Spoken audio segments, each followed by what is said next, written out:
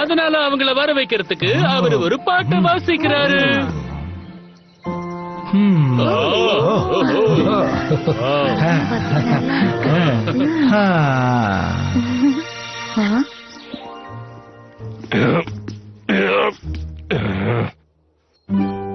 Through the forest always you fly. Oh, please don't flee into the sky. Winged creatures, what are you? You're fairies, you're fairies. I know it's true. கடைசியா அவரோட நம்பிக்கை பலன் கொடுக்குது.